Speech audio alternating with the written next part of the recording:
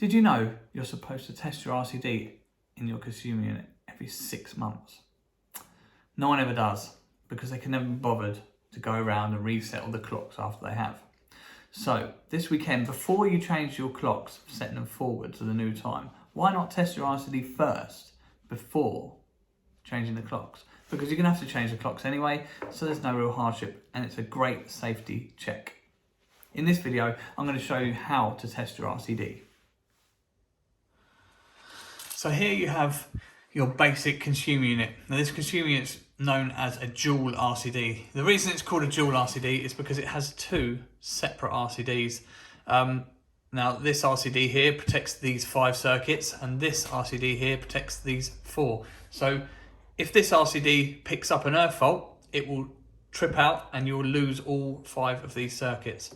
If this RCD trips out, you lose all 4 of these circuits. Now, every 6 months you're supposed to do your own home RCD test. It's really simple. All you do is you press this little button here, which is labelled with a T, which stands for test. All you do is you press this button, this switch here should drop down, and then you turn it back on to reset it, and that is it. That is the end of the test. So here we go, I'll demonstrate. There you go, turned off, and it should reset back on. Now, if you have more than one RCD, you repeat that process again with this one here. I won't bother doing that again. And that is all you need to do with that one. Now, in some consumer units, you get what's called an Rcbo. Now, if you see on this one, it has a little button on the bottom here. So these replace these. So basically, you'd have them situated here, here, here. Instead of having MCBs, you'd have RCBOs.